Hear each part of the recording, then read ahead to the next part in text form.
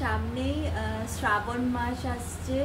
এই সবে একাদশী গেল, তারপরে এই বৃহস্পতিবার গুরু পূর্ণিমা, সব মিলিয়ে একটা খুব ভালো সময় এখন আসছে। শ্রাবণ মাস, মহাদেবের সময়, একাদশী গেল, নারায়ণের সময়। তা এখন আজকে একটু মহাদেব, নারায়ণ সবাইকে মিলিয়ে একটু একটু বলি একটু। আর এই যে মা তুলসী, সবাইকে নিয়ে একটু এই শালিগ্রাম শিলা এবং যে তুলসীর যে একটা মানে যে কাহিনীটা, ওটা একটু আপনাদের সঙ্গে বলবো খুব ছোট করেই। যে আমরা তো দেখতে পাই যে আমাদের সব কিছু অনুষ্ঠানে একটা সবার বাড়িতে তো শালিগ্রাম শিলা থাকে না।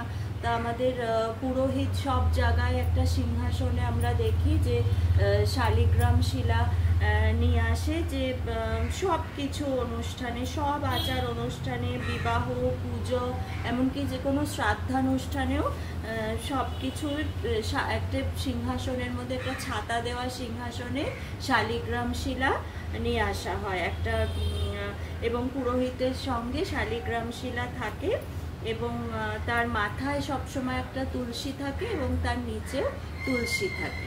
এবং এই যে সেই শালিগ্রাম শিলার যে ভূপৃষ্ঠজাত এবং একটি পৃথিবীজাত একটি শিলা, এবং তার যে কাহিনী, সেটা কিন্তু ব্রহ্মবৈবর্ত পুরাণে যে আছে, সেটা কিন্তু খুব মানে একটা অদ্ভুত কাহিনী। সেটা শুনলে একটু অবাকই লাগে, যে সেখানে কিন্তু আছে যে বিষ্ণুর তিনটি স্ত্রী। আমরা তো জানি যে সবসময় বিষ্ণুর বক্ষ লগ্না লক্ষ্মী হিসাবেই আমরা জানি, কিন্তু ব্রহ্মবৈবর্ত যে পুরাণ, তাতে ছিল যে মানে আছে যে বিষ্ণুর তিনটি স্ত্রী, লক্ষ্মী, তার সাথে সরস্বতী এবং গঙ্গাকেও ধরা হয়েছে। এবং তিনটি স্ত্রী বিষ্ণুর, এবং এক সময় আছে যে লক্ষ্মী এবং সরস্বতী দেখছেন যে গঙ্গার কিছু মানে ভাব লক্ষ্মী এবং সরস্বতীর পছন্দ হয়নি। বিষ্ণুর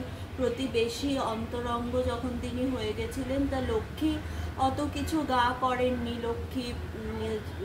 কিন্তু সরস্বতী প্রচণ্ড তাতে রেগে গেছিলেন, এবং যেহেতু লক্ষ্মী অত গা করেনি, লক্ষ্মীর উপরেও তিনি রেগে যান তাতে, এবং বিষ্ণুকে তিনি খুব বকাবকি করেন, যেরকম কেন তুমি করলেন, কিন্তু স্বামীকে তো কিছু বলতে পারেন না। তা গঙ্গাকে অভিশাপ দিলেন যে তুমি একটি নদী হয়ে যাবে, এবং লক্ষ্মীর উপরেও খুব রাগ হয়ে যায়। লক্ষ্মীকে বললেন যে তুমি একটি গাছে পরিণত হবে। তো যেরকম সাধারণ মানুষের বাড়িতে, মধ্যবিত্ত বাড়িতে যেরকম ঝগড়া হয়, সেরকমই প্রায় একটা ঝগড়াতে পরিণত হলো। গঙ্গাও উল্টে তাকে, সরস্বতীকে শাপ দিলেন যে তুমিও একটি নদীতে পরিণত হবে। তা বিষ্ণু তো এইসব শুনে, যেরকম বাড়ির লোকেরা করে, সে বাইরে চলে গেল। তা পরে তিনি বাড়িতে পরে ঢুকে পরে তিনি লক্ষ্মীকে বোঝালেন যে এরকম দেখো, যা হওয়ার, অভিশাপ দেওয়ার, যা শাপ শাপান্ত করার, তা তো হয়ে গেছে, সেগুলো তো খণ্ডানো যাবে না, কিন্তু পরের জন্মে কিন্তু এরকম সত্যি হবে। তুমি ধর্মধ্বজ গৃহে কন্যা রূপে জন্মাবে, এবং তুমি একটি দানব বংশে জন্মগ্রহণ করবে, এবং তোমার দানব শঙ্খচূড়ের সঙ্গে বিবাহ হবে, এবং ঠিক সময় আবার আমরা মিলে যাব। তা এইভাবে চলতে লাগলো। তা ঠিক তাই হলো, এবং সেইখানে লক্ষ্মী দেবী শঙ্খচূড়ের পত্নী রূপে বৃন্দা নামে জন্ম নিল, এবং সে এবং শঙ্খচূড় খুব বড় দানব। সে তো শুক্রাচার্যের সঙ্গে মিলে এবং ব্রহ্মার বরে সে সমস্ত দেবতাদের সঙ্গে যুদ্ধে জয়লাভ করতে লাগলো, এবং ব্রহ্মার বরে সে এমন বরদান পেল যে তার স্ত্রীর সতীত্ব যতদিন থাকবে, তাকে কেউ যুদ্ধে পরাজিত করতে পারবে না।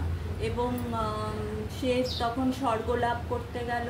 তখন তাকে প্রথমে দেবী মহামায়া তার সঙ্গে যুদ্ধ করতে লাগলো, কিন্তু সে বুঝলো যে তার স্ত্রীর বৃন্দার সতীত্ব যতদিন না নষ্ট হবে তাকে তো কেউ পরাজিত করতে পারবে না। এবার তিনি মহাদেবের কাছে গেলেন। এবার মহাদেব তখন বুঝলো যে না, এ তো সম্ভব না তাকে পরাজিত করা। তখন তিনি বিষ্ণুর কাছে গেলেন। এবার বিষ্ণু কি করলেন, তখন একটি ব্রাহ্মণের রূপ ধারণ করলেন এবং ব্রাহ্মণের রূপ ধারণ করে শঙ্খচূড় কিন্তু খুব ধার্মিক ছিলেন এবং দানবীরও ছিলেন। এবং বিষ্ণু একটি ব্রাহ্মণ রূপে তার যে একটি সোনার কবচ ছিল শঙ্খচূড়ের, সেটি তিনি যাচক হিসাবে, ব্রাহ্মণ মানেই যাচক হিসাবে তিনি সেটি যাচনা করলেন, সেটি চেয়ে নিয়ে নিলেন। এবং সেটি তিনি চেয়ে সেই শঙ্খচূড়ের বেশ ধরে বৃন্দার কাছে গেলেন। এবং বৃন্দা তাকে প্রথমে চিনতে পারলেন না এবং তাকে ভাবলেন যে তার স্বামী শঙ্খচূড় এসে গেছেন এবং শঙ্খচূড়ের সাথে থাকতে লাগলেন। এতে তার সতীত্ব নষ্ট হয়ে গেল। কিন্তু কিছুক্ষণ পর বৃন্দা বুঝতে পারলো যে এটা তার স্বামী নয়, কারণ তার ভাবে তার স্পর্শে কিন্তু বৃন্দা বুঝতে পারলো। এবং ততক্ষণে কি হয়েছে, মহাদেব যেহেতু বৃন্দার সতীত্ব নষ্ট হয়ে গেছে, মহাদেব তাকে শূলবিদ্ধ করে, তার ত্রিশূল বিদ্ধ করে শঙ্খচূড়কে বধ করেছে। এবং শঙ্খচূড়ের যে হাড় গোড়, সেগুলো নিয়ে সমুদ্রে বিসর্জন দিয়েছে। এবং এই যে শঙ্খ, আমরা যে শঙ্খ বাজাই বা শাঁখ বাজাই, এই শঙ্খচূড়ের যে হাড় অস্থি, সেগুলো যে জলে দেওয়া হয় সমুদ্রে, সেই সমুদ্রের থেকেই তো আমরা শাঁখ পাই। সেই শাঁখ দিয়েই কিন্তু, সেই শঙ্খচূড়ের যে হাড়, সেখান থেকেই কিন্তু শঙ্খের উৎস। এবং দেখবেন মহাদেবের পুজোয় কিন্তু কখনো শাঁখ বাজানো হয় না। বিষ্ণুর হাতে শঙ্খ থাকে, মহাদেবের হাতে কিন্তু পুজোয় কখনো শঙ্খ থাকে না। তা সেই চূড়ের সমস্ত শঙ্খ সমুদ্রে ভাসিয়ে দিল। এবারে তুলসী তো বৃন্দা বুঝতে পারলো যে তার সতীত্ব নষ্ট হয়েছে এবং তাকে জিজ্ঞেস করলো যে তুমি কে।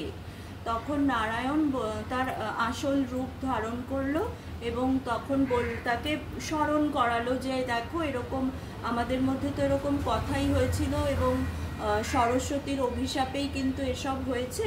কিন্তু বৃন্দা কিছুতেই সেটা মেনে নিল না, যে না, তুমি এরকম করেছো, তুমি আমার সতীত্ব নষ্ট করেছো। যাই হোক না কেন, যেটা আগের জন্মের এটা হোক, তোমার হৃদয় একদম পাষাণের মতো, তুমি কি করে এটা করতে পারো? তুমি একটা পাষাণ হৃদয় এবং তোমাকে এর জন্য আমি অভিশাপ দেব, তুমি পাষাণ হয়ে যাবে। তো তখন বিষ্ণু কি বলল যে ঠিক আছে, তোমার আমি অভিশাপ আমি মেনে নিলাম, আমি শিরোধার্য করলাম এবং আমি গণ্ডক যে পাহাড়, সেখানে আমি শিলারূপে অবস্থান করব এবং তুমি গণ্ডকী নদী হয়ে যাবে। কারণ লক্ষ্মী ছাড়া তো নারায়ণ হয় না, লক্ষ্মী নারায়ণ সবসময় একসঙ্গেই থাকবে। গণ্ডক পর্বতের শিলারূপে নারায়ণ অবস্থান করবে এবং গণ্ডকী নদী হয়ে লক্ষ্মী বহমান হবে। এবং তোমার যে তেজ, সেই পবিত্র তেজে, সেই তেজ থেকে তুলসী গাছ হবে। সেই অতি পবিত্র তুলসীর যে পাতা, সেইটা এই যে আমি যে এই গণ্ডক যে শিলাগুলো হবে, সেই শিলায় সবসময় তোমার পাতা, সেই তুলসী পাতা দিয়েই সবসময় আমি পূজিত হব। এবং সেইখানে ওই যে সেই গণ্ডকী নদীতে সবসময় সুবর্ণ কীট বা বজ্র কীট থাকবে। সেই কীটগুলো কি করবে, সবসময় ওই শিলাগুলোকে কুড়ে কুড়ে খায় এবং একটা গর্তের মতো তৈরি করে, চক্রের মতো চিহ্নিত করে, ঠিক সুদর্শন চক্রের মতো। এবং তার দ্বারা কিন্তু ওই শিলাগুলোর, ওই যে শালগ্রাম শিলার নামকরণ হয় সেই চক্র দিয়ে। কোনো শিলার নাম হয় দামোদর, কোনোটা শ্রীধর, এবং এইভাবে শালিগ্রাম শিলা পূজিত হয় বিষ্ণুর রূপ। বিষ্ণু এইভাবে শালিগ্রাম শিলারূপে কিন্তু পূজিত হয়ে আসছে বিষ্ণুর প্রতীকী হিসাবে। এবং ব্রহ্ম স্বরূপতায় কিন্তু শালিগ্রাম শিলা বিরাজমান।